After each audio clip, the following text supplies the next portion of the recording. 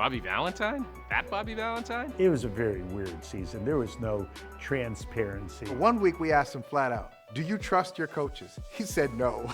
There were definitely rabbit ears. It's not true. I'm not trying to get fired, folks. It's not true. Anyone who was around that team will never forget that year, even though we really, really want to. He hardly ever spins too fast for me, but it was spinning there at the end where I said, I'm just going to let it keep spinning. Ladies and gentlemen, the Bobby Valentine Experience. This team, I think, became challenging. There were some things that I was worried about. I thought we were spending too much energy on things that weren't putting our best foot forward towards winning. The 2011 Red Sox were dominant for most of the season. Even when we were winning, there were things that weren't quite right, that again, sometimes you look past them because you're winning. But when wins turn to losses and you have the worst September collapse in MLB history, the questioning begins. I've been asked that maybe 3 or 4 times since then, and it's a culture in a clubhouse. The way the season ended in 2011, there needed to be something to fall back on other than they just didn't play well. Red Sox pitchers, led by Josh Beckett, were busted for eating chicken and drinking beer during games on days they weren't pitching. The chicken and beer scandal was born. I remember all the specifics of chicken and beer. I know it was Popeye's chicken. It was right down the street. That Popeye's chicken is no more. They'd send somebody to get a bucket of chicken. They'd go in there, have their chicken, beer, play video games. It was a very loose fraternity house atmosphere. And the starters who weren't pitching had no shot of pitching. That's what they do. They just ordered some chicken, and guys went up there who weren't playing, had a bite to eat in between innings, something like that. The chicken and beer scandal symbolized everything that was wrong with the 2011 Red Sox. Francona had lost control of the clubhouse completely. The pitchers felt empowered to, drink during games. I mean, you think about that, like drinking beer during games because you're just having a good old time. Meanwhile, your team is collapsing. Out of 30 teams, 30 teams do the exact same thing. They don't go up there and drink beer and eat chicken, but they'll do other stuff. It gave that team a bad rap, and especially as good as they were. And then, that collapse is pretty epic. Once looking like World Series contenders, the Red Sox lost 20 of their 27 games in September and missed the playoffs. Manager Terry Francona and GM Theo Epstein were out, and nobody could believe who was on Boston's radar. Everyone's first instinct was, oh, are you kidding me? Bobby Valentine? That Bobby Valentine? After interviewing for the manager's job, Valentine was finally offered the position in November by GM Ben Cherington. It was really helter-skelter. I should have taken more time, but the clock was ticking. Ben said he needed an answer. It wasn't real negotiable. It's only going to be for 2 years. I initially wanted 3 years, and then the world really started spinning. Valentine was a major league manager for the first time in 10 years. I am honored. I'm humbled, and I'm pretty damn excited. He was so good at his introductory press conference, very quick with the anecdotes, answered a million questions, obviously has that $1 million smile. I remember when he got hired, I actually wrote in the Herald, this is a grand slam. But the players couldn't believe it. Michael Hawley was at dinner with former manager Terry Francona the night Valentine was introduced. Well, his phone is blowing up. Hey, he said, here's another one, Josh Beckett. Get the out of here. They hired this guy, Dustin Pedroia. This is a disaster. Like, all these guys are checking in with Francona saying, I can't believe we hired this guy. Please help us. And he's laughing. And, food's coming. He's drinking some wine. Wine comes in, another glass. And we're in the middle of a conversation. Phone buzzes. Here's another one, guys. Check this out. I am not the genius that I've heard people refer to me as. I am not the polarizing guy that people refer to me as. I'm not the monster that breathes fire. Those guys are so used to doing it one way, and then Bobby coming in, and he really turned it upside down. Ultimately, we were just hoping that he would come in and just let us do our thing and just kind of feel us out before he decided to really step on any toes or take that leadership role, but that's just not Bobby. He came off as a guy who really didn't care what had happened before he got there. He was going to come in and just be Bobby V, and the Bobby V show was going to work. The Bobby V show was definitely filled with drama. There might have been a couple characters that kind of got out of line. There might have been situations that got spinning too fast. I don't know. But I can tell you that I'm looking forward to working with this group and establishing a culture of excellence. The 2012 Red Sox began spring training in February. Valentine made his first big move at a full squad meeting, announcing he was banning alcohol in the clubhouse. I think it was a headline. Valentine gets rid of beer in clubhouse. I think it was one of the first headlines. As for the reaction from the players, You mean like standing ovation or booing? I didn't get either of those. There was probably someone right in between, a standing O and a standing boo. It don't matter. We're not here to drink. We're here to play baseball. You know what I'm saying? This ain't no bar. My first reaction was, how are these vets going to react? Do the guys abide by this, or are they just kind of like, we're going to do whatever we want to do? I didn't want to go in as the drug czar or the beer czar or the guy who's going to take away their favorite thing. And no one liked the beer after a game more than me. Valentine took the beer away, but he couldn't take away the tension between some of the team's most high-profile players. And that's when it first came up, the idea that the pitchers hated Youkilis. Two-time World Series champ Kevin Youkilis was getting accused of something he says he didn't do, leaking the chicken and beer story to the media. That's when things reached a breaking point. They didn't want him sitting on the same side as the room. I had to change things around before everyone got there. It was the most ridiculous thing I've ever seen. I remember that confrontation happening, and I remember Bobby trying to diffuse the situation, but it wasn't going to be diffused by Bobby. It had to be through the players. As a team, we were always really close. We had our issues, and there was guys that would say, complain about things, but that's what you get in any clubhouse. And Youkilis came in one day and he said, hey, listen, I'll play hard when I'm out in the field, but I'm not ever going to dinner with these guys. They're going to talk to them off the field. And then the pitchers would come in and say, I don't want to be pitching when the guy's playing third base because they know he's going to let the ball go down the line. We certainly heard, Uke is the snitch, Uke is the snitch. You kept hearing that. And, I'm sitting here, I'm the person who wrote the story. I know who I talked to, and generally you don't say many things about where you get stuff.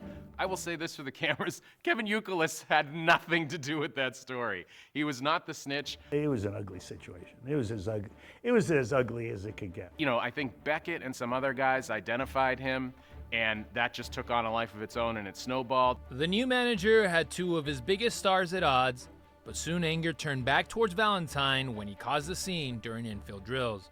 Bobby lost it. He absolutely lost it on Mike Aviles, screaming at him, I've never seen before. I'm not kidding you, from the beginning, and I'm like, oh my gosh, these guys are not on board with Bobby right now, and it's spring training. Just a few days into spring training, things were already unraveling, so Valentine tried to unite his team with a night out. I rented out Bass Pro. You know how big that place is? I went out on my own and negotiated with the people who own the place and paid $15,000 to have them shut down their place for 5 hours. We'll have some fun. We'll do karaoke at the end of the night, and we'll have a big barbecue that we could all enjoy. It turned out that it wasn't received the way. It was okay, but it wasn't that kumbaya moment, where things came together, and it was even met with disapproval from the front office because John Henry had planned a night under a tent. Valentine attempted to get back in the good graces of management when he told Ben Sherrington that Theo Epstein was responsible for leaking the chicken and beer story. One day, one of the reporters came in to me, but he said to me, by the way, it was Theo who told the press. And now I thought I had the mystery solved. I said, this is cool. Maybe he didn't realize how close Theo and Ben were and are, or maybe he didn't care. Ben was walking by my office one day, and I called him in, and he said, Ben, come on in here. Hey, listen, figure this whole thing out. Maybe we could just clear the air by calling a meeting and telling the guys what happened. Britton's face dropped and, said, no, we can't do that. And, I should have known about their prior relationship. It was a rocky start to the Valentine era, and the season hadn't even started yet.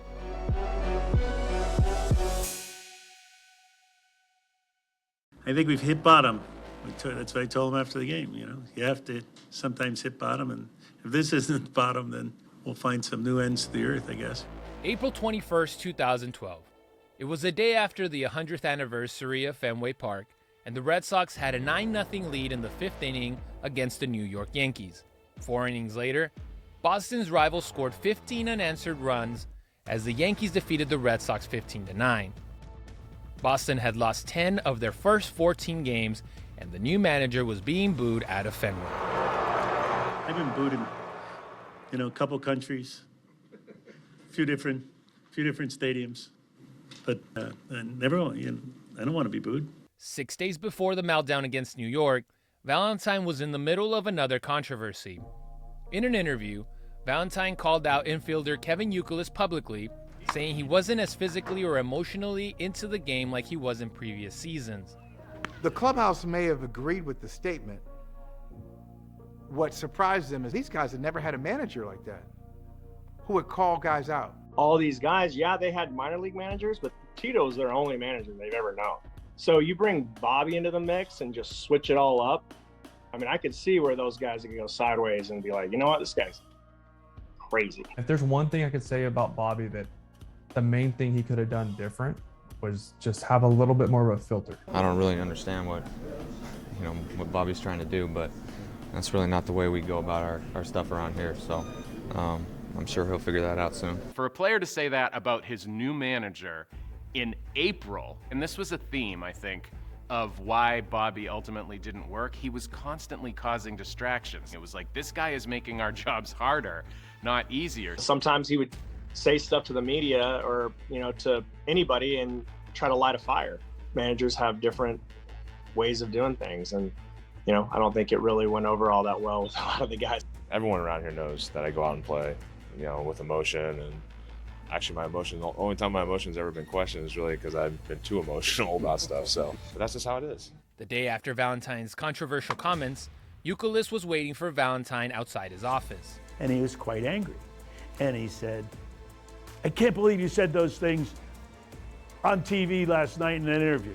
And he said, my agent just texted me these comments that you made. And they're the worst comments that anybody ever made about me. The 33-year-old was nursing a few injuries, still at odds with the starting pitchers, and in the eyes of the manager, becoming a major distraction. I was sick and tired of it. That was as bad of a situation as you could imagine. And he was totally struggling with this situation. It wasn't fun for him to be with this group, and it wasn't fun for anyone else, including me, to have him with the group. The relationship between Youkilis and Valentine would never be the same. After 8.5 seasons in Boston, the 2007 World Series champ would be traded to the White Sox in June. Valentine was relieved the situation was resolved. It didn't go away until Yuke went away. Rookie Will Middlebrooks took over and replaced Youkilis at third base. He hasn't forgotten the professionalism Youkilis showed when they were teammates. He doesn't have to help me. I'm there. I'm playing well. He's hurt. I'm killing it. I'm having a good month. I mean, he's taking me out to dinner. He bought me multiple suits. He took care of me. Youkilis was the icon of Boston. He was the hard-nosed, grinding player that Boston's always been known for. To see a guy like that go through what he went through, it was tough. It was like him, getting sent away from home when he didn't want to. When I see Youkilis, I think he's like Pedroia. I feel like he should have been there forever and retired as a Red Sox. For a guy who was drafted by the Red Sox and would have happily been a Red Sox lifer, at that point in his career, with that relationship with the manager, I think it was best for all sides that he moved on. I thought it was good for everyone. I guess maybe I handled it wrong. I don't know. I don't think I did.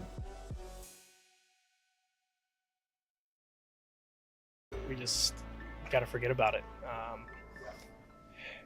As tough as it is, it was definitely ugly out there. We're not going to ever, judge our season off of, a few games in April, that's for sure. I mean, we know that it's a long season. We got off to a rough start last year, and we ended up, doing pretty well until the end. At the beginning of May, the Red Sox found themselves in last place, but they were leading the league in headlines. Once again, starting pitcher Josh Beckett was front and center. On May 2nd, Valentine announced that the righty would miss his upcoming start due to soreness in his lat. But the very next day, Beckett was spotted golfing on the Red Sox day off. Many wondered, if he could golf, why couldn't he pitch?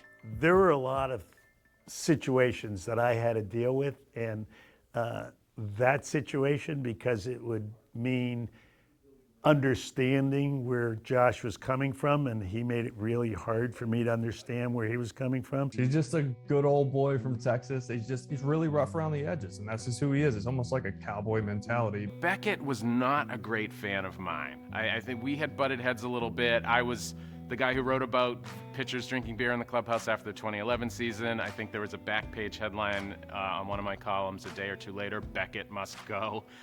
So Beckett was prickly.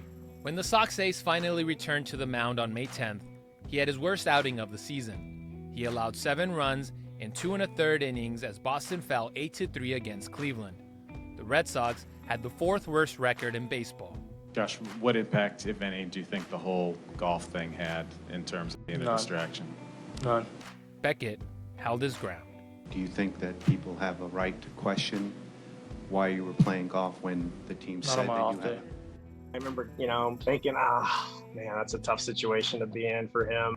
He handles media a little bit different than I did. Whether it's him or Lackey, or they don't care what you think. So they're not going to sugarcoat it.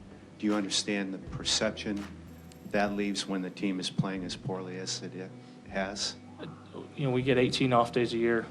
I think we deserve a little bit of time to ourselves. This is the kind of guy Josh Beckett was. He's very proud, very defiant, and he's not someone who naturally is inclined to say sorry. Beckett didn't think it was a big deal, but his act was wearing thin. He had been the leader of the chicken and beer scandal, had the spring training incident when Kevin Youkilis was getting out of shape, and chose to golf instead of being there for his teammates. I did think it was a big deal. I still think it's a big deal. If you're a top of the rotation, if you're the ace of the staff coming off the year that you had in 2011, and you let your team down the stretch, if you're not going to be there for the game, then playing golf is just bad. Optically, it's bad, and it just sends the wrong message to the staff. Valentine first noticed a problem with Beckett's attitude back in January when they met on New Year's Day at Josh's house in Texas. I was let in through the gates, cool gates of this massive ranch that he had. Someone met me at the door, said I could go wait for Josh out at the pool. I sat out at the pool with 1 bottle of water for about 45 minutes waiting for Josh to come out. We talked for about an hour. Josh said to me, if I was only making $5 million instead of $15 million, I'd just walk away from this game. And I said, wow. And that's the guy who's going to be pitching for me. Josh Beckett was like that with Francona. He was just, he's moody. Sometimes you go over to him and he'll chat you up. Other times he'll shut you down. But with Bobby Valentine in here, it just came off a different way. Beckett was very strong-willed, and when you had him mixing with Bobby, that wasn't going to work. Beckett was making $17 million from the Red Sox in 2012, but it was clear he was prioritizing himself over the team. Valentine could never break through and connect with him. Josh was very aloof. I mean, he's a different kind of character. There was always a wall, he wasn't going to let me in. I wasn't important. I don't even know if he'd recognize me if I walked into his room. Josh was always in his own world. We focus on Bobby, and listen, if you're asking me what caused the 2012 Red Sox to fall apart, I'm sticking the lion's share of the blame in the manager's office. But there were some tough players there to deal with, and Beckett was one of them. I had no information flow. as to what was happening. I got a lot more information when I'd go out to dinner at night from waiters and bartenders than I got internally, which was interesting. But again, I was an outsider. As difficult as it was for Bobby to connect with his players, it proved even more challenging to develop relationships with his coaching staff. The Red Sox still had coaches under contract by the time Bobby was hired, and he was forced to keep them on staff. In this case, I'm on Bobby's side. That's just a bad idea to have a bunch of coaches coming in for a new manager. I definitely felt like there was some miscommunication. They weren't working together. Whether it's your guys or not your guys, you still have to be able to, find a common goal and work towards that. So I definitely felt some tension there. Did I feel tension? Once I was on the bench, I definitely felt, I don't know if tension was a word, but there definitely wasn't a connection. By the middle of the season, Valentine had coaches that were giving him the silent treatment. Timmy Bogart one day didn't talk to me for the entire game. He's my bench coach. I'm doing a whole game with coach who's not talking to me. He was very uncomfortable. It was a real stressful situation. The guy who I think suffered the most from the year with Bobby, which he was forced into because he was a holdover, was Tim Bogart. This was a guy who was on the managerial fast track. And at the end of that 2012 season, he was not on anyone's radar. Gary Tuck, the team's bullpen coach, was also a holdover from 2011. After he and Valentine had a dispute about pitcher Daniel Bard, Tuck ignored Valentine as well. I don't think he spoke to me the rest of the year. No, I don't think he spoke to me. Like when I said, "Hey Gary, how you doing?" I'm not sure if I got verbal response. We used to talk to him every week on the radio, which was very entertaining because you just never knew. You never knew what he was going to get to and never knew what he was going to say. But one week we asked him flat out, "Do you trust your coaches?" He said no. I don't blame him. They didn't really have a whole lot of respect for Bobby, and I don't think Bobby really had a whole lot of respect for them either. There wasn't any sort of team unity, team bonding or anything. It was like Bobby against the world. He didn't trust them. They probably didn't trust him. It was just a bad mix, and I think that's on the organization. That's an organizational failure. I heard guys talking about, hey, just be careful what you say around this guy because it goes back to Bobby, and then, it can leak out to the media somehow. Valentine rolled with the punches and was reassured by team CEO Larry Lucchino that things would be different the following season. It was a very weird season. There was no transparency as to what was going on. All that Larry would do, he would come in and said, "Don't worry about it. Next year you'll have your own coaches. Everything will be fine. Just get through this year. Just get through this year." Despite all the issues and a rash of injuries, Valentine had the Red Sox at 43 wins and 43 losses at the All-Star break. They were somehow only 2.5 games out of a playoff spot.